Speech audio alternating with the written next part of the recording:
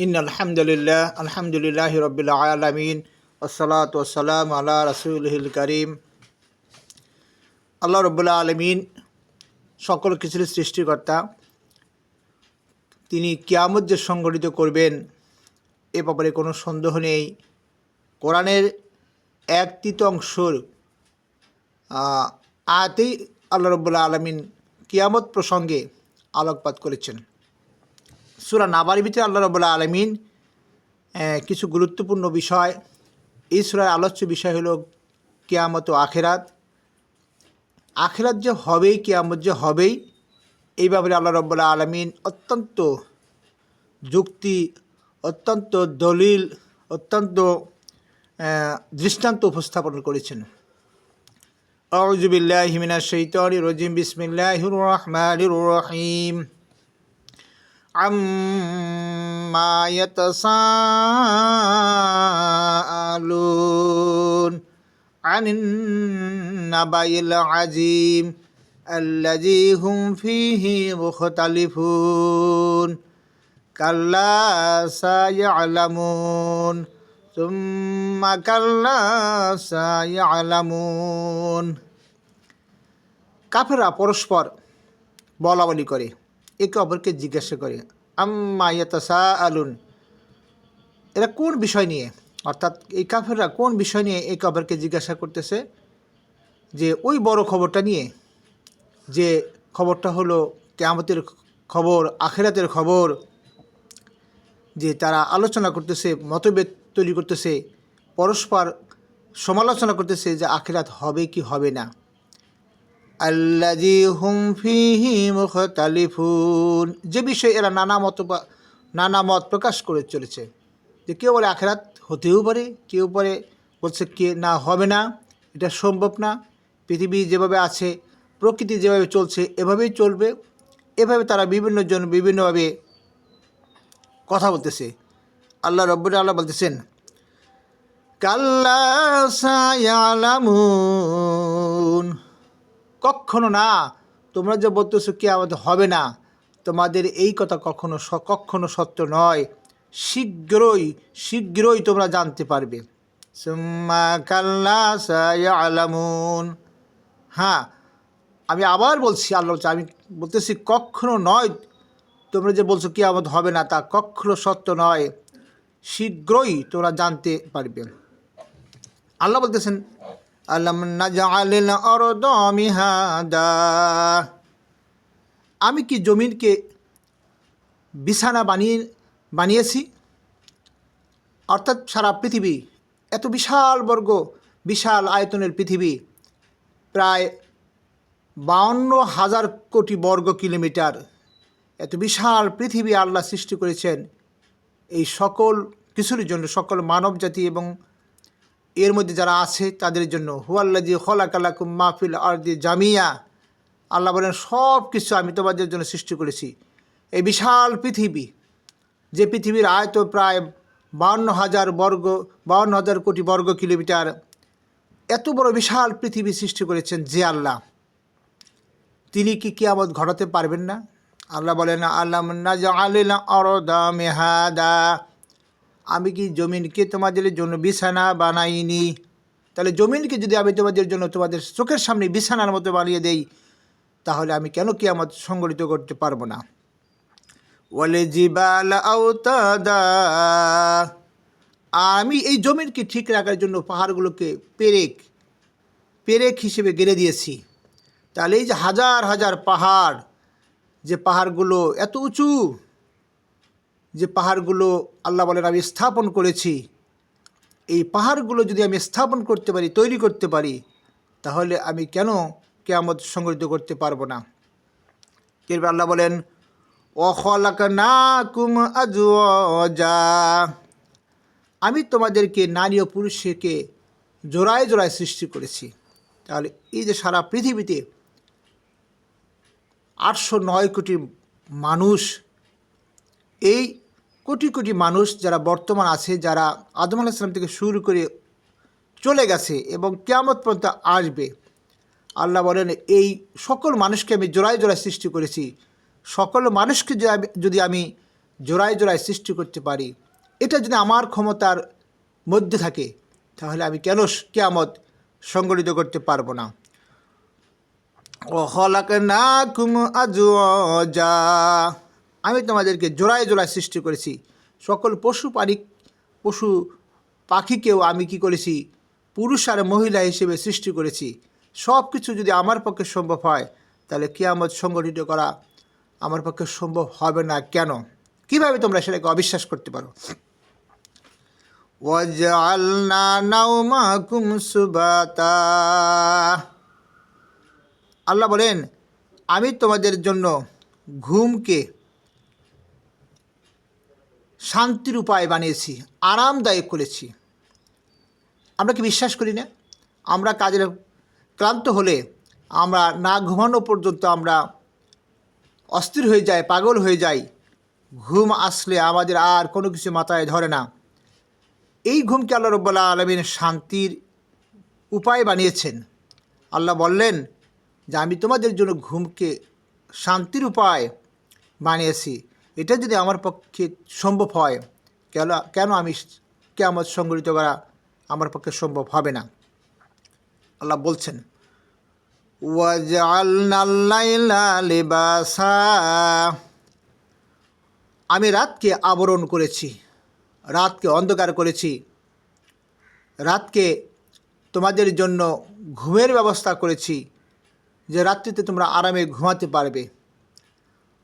রাত যদি অন্ধকারাচ্ছন্ন না হতো, তাহলে ঘুম এত আরামদায়ক হতো না।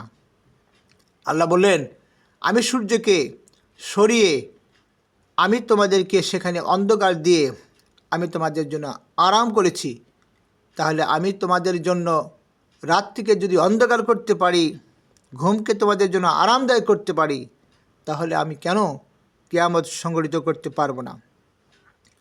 এরপর আল্লাহ বলেন ওয়াজআলনান নাহারা মাআশা, আমি দিনকে তোমাদের জন্য রুজি রোজগারের সময় বানিয়েছি।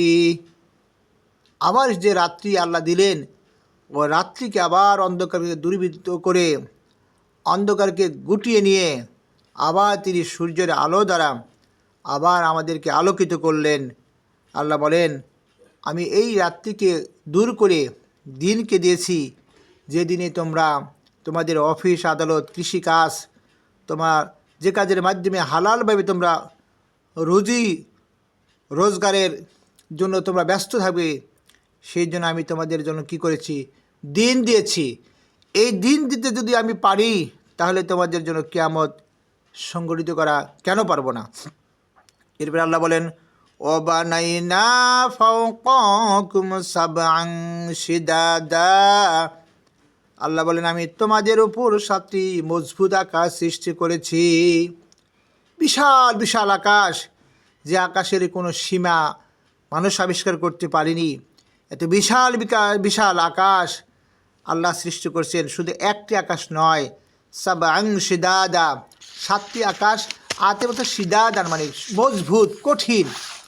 এই আকাশের পুরো হলো 500 বছরের রাস্তা। এত বিশাল বিশাল আকাশ যদি আমি তৈরি করতে পারি, তাহলে আমি কেন তোমাদের জন্য কিয়ামত সংগঠিত করতে পারবো না? এরপর আল্লাহ বলেন ওয়াজআলনা সিরাজাও ওয়াহাজা, আমি এক অতি উজ্জ্বল ও অতি গরম বাতি বানিয়েছি, অর্থাৎ সূর্যকে বানিয়েছি। এত বিশাল সূর্য, যে সূর্য সম্পর্কে বিভিন্ন বিজ্ঞানে বিভিন্ন কথা বলেছেন, যে এক সূর্যই সারা পৃথিবীকে আলোকিত করে। ঘুরিয়ে ঘুরিয়ে আল্লাহ রাব্বুল আলামিন সূর্য দ্বারা পৃথিবীকে আলোকিত করেন। আল্লাহ বলেন এই সূর্যকে তো আমিই সৃষ্টি করেছি, আমার নিয়ন্ত্রণেই রয়েছে। এই বিশাল সূর্যকে যদি আমি সৃষ্টি করতে পারি, তাহলে কেন আমি কিয়ামত সংগঠিত করতে পারবো না? ওয়ানজালনা মিনাল মু'সিরাতি মাআন সাজ্জাজা, মেঘমালা থেকে অবিরাম বৃষ্টি বর্ষণ করেছি। আল্লাহ বলেন আমি মেঘমালা থেকে তোমাদের জন্য বৃষ্টি বর্ষণ করি। এই বৃষ্টি দিয়ে আবার তোমাদের কি করি তোমরা একটু দেখো। মেঘমালা তৈরি করা, সেখান থেকে বৃষ্টি বর্ষণ করা, এটা আমার শক্তির মধ্যে, আমার ক্ষমতার মধ্যে, এটা আমার কাজ, আমি করে থাকি। এটা যদি আমার পক্ষে সম্ভব হয় তাহলে তোমরা কিভাবে অবিশ্বাস করতে পারো যে কিয়ামত হবে না।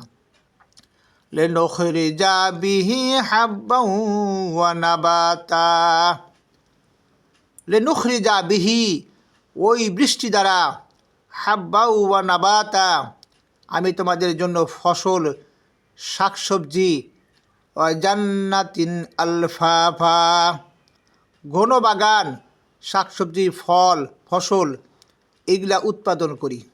আল্লাহ বলতেছেন যে আমি মেঘমালা থেকে বৃষ্টি, আর ওই বৃষ্টি থেকে বৃষ্টির মাধ্যমে বৃষ্টি জমিনে ফেলে ওই জমিন থেকে কী করি ফসল শাকসবজি, ঘন বাগান ঘন উদ্যান, যেখানে অসংখ্য রকমের ফল অসংখ্য রকমের খাবার আমি তোমাদের জন্য ব্যবস্থা করি।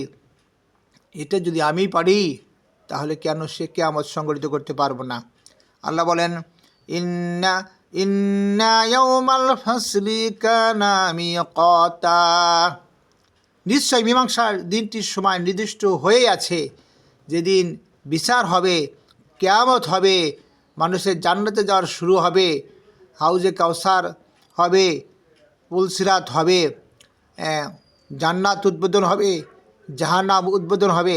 সব কিছুই আল্লাহ রাব্বুল আলামিন পুঙ্খানুপুঙ্খানুভাবেই তিনি কী করেছেন, লিপিবদ্ধ করেছেন। কোনো কিছুই কম বেশি হবে না। তাহলে তোমরা কেন এগুলোকে অবিশ্বাস করো? আল্লাহ বলেন ইন্না ইয়াউমাল ফাসলি কানা মিকাতা, নিশ্চয় মীমাংসার দিন বিচারের দিনটির সময় নির্দিষ্ট হয়েই আছে। ইয়াউমা ইউনফাকু ফিস-সূরি ফাতাতুনা আফওয়াজা, যেদিন সিংহায় ফু দেওয়া হবে তারপর সব লোক দলে দলে বের হয়ে আসবে কবর থেকে। আল্লাহ বলবেন ইজাজুল জিলাতিল আরদু জিলজালাহা আখরাজাতিল আরদু আসকালাহা। আল্লাহ বলতেছেন যখন পৃথিবীকে প্রকম্পিত করা হবে তখন মানুষগুলো কি করবে, কবর থেকে বের হয়ে আসবে। তাহলে এই পৃথিবীকে প্রকম্পিত করা, সারা পৃথিবীতে প্রতি 5 সেকেন্ডে যদি আমি ভূমিকম্প ঘটাইতে পারি, আমি সারা পৃথিবীকে যদি নাড়াচাড়া করাইতে পারি, তাহলে আমি কিয়ামত সংগঠিত করতে পারবো না। তোমরা কীভাবে সেটাকে অবিশ্বাস করতে পারো? আল্লাহ বলতেছেন তোমাদেরকে কিয়ামতের মাঠে দলে দলে তোমরা কি করবে, উপস্থিত হবে।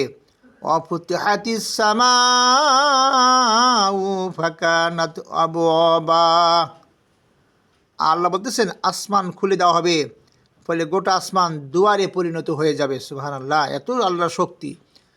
অতএব আমরা এখানে আরও গুরুত্বপূর্ণ বিষয় আছে। অতএব আমাদের উচিত হলো আখিরাত পরকালকে বিশ্বাস করে আখিরাত পরকালের জন্য আমাদের সম্বল গোছানো, আখিরাত পরকালের জন্য আমাদের পাথেয় সংগ্রহ করা দরকার। আল্লাহর সন্তুষ্টি, আল্লাহর রেজামন্দি হাসিলের জন্য আমাদের 5 ওয়াক্ত সালাত থেকে শুরু করে সকল বিধিবিধান পালন করা দরকার। আল্লাহ রাব্বুল আলামিন যেন আমাদেরকে আখিরাতের জন্য প্রস্তুতিমূলক সকল সুন্দর কাজ করা তৌফিক দান করেন। সকল কল্যাণমূলক কাজ করার জন্য যেন আমাদের সুযোগ করে দেন। আমরা যেন আখিরাতের জন্য পরকালের জন্য আমরা নিজেকে প্রস্তুত করতে পারি, আল্লাহর কাছে সে আশা ব্যক্ত করি।